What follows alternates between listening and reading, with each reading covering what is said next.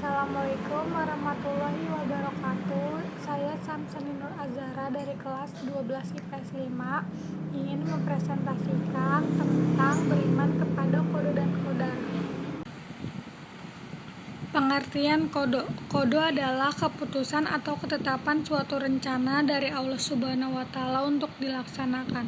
Atau kode adalah segala sesuatu yang Allah Subhanahu wa Ta'ala wujudkan atau adakan atau berlakukan sesuai dengan ilmu dan kehendaknya.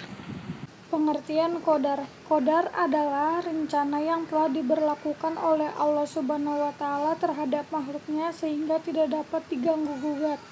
Atau kodar adalah ilmu Allah Subhanahu wa Ta'ala tentang apa yang akan terjadi pada makhluknya di masa mendatang.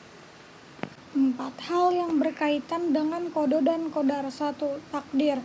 Suatu peristiwa yang terjadi di alam raya ini yang meliputi semua aspek kejadian, baik itu mengenai kadar atau ukurannya, tempatnya maupun waktunya.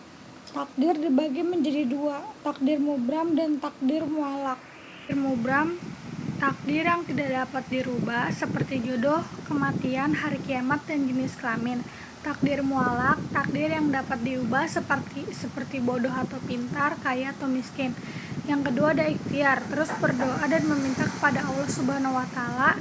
Yang ketiga ada doa, meminta kepada Allah Subhanahu wa Ta'ala. Yang keempat ada tawakal, ketetapan seorang hamba kepada Allah tanpa ketergantungan. Beriman kepada kode dan kodar menurut ulama, meyakini bahwa segala sesuatu nasib dan buruk yang menimpa manusia sudah diatur dengan batasan tertentu. Hikmah beriman kepada kode dan kodar. Yang pertama, melatih diri untuk banyak bersyukur dan bersabar. Yang kedua, menjauhkan diri dari sifat sombong. Yang ketiga, memupuk sifat optimis dan giat bekerja. Yang keempat, menenangkan jiwa. Ciri beriman kepada kode dan kodar. Yang pertama ada tawadu atau rendah diri. Yang kedua istiqomah atau teguh pendirian. Yang ketiga selalu bersyukur. Yang keempat sabar.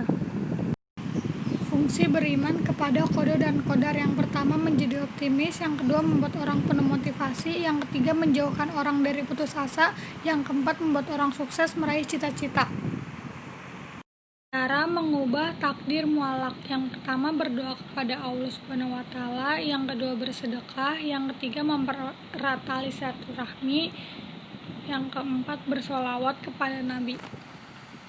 Kesimpulan. Yang pertama, takdir ada 2 macam, yaitu takdir mubram dan takdir muallaq. Yang kedua, antara kode dan kodar terdapat ikhtiar manusia.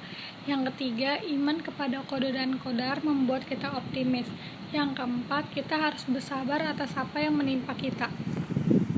Sekian dari saya, kurang lebihnya mohon maaf. Assalamualaikum warahmatullahi wabarakatuh.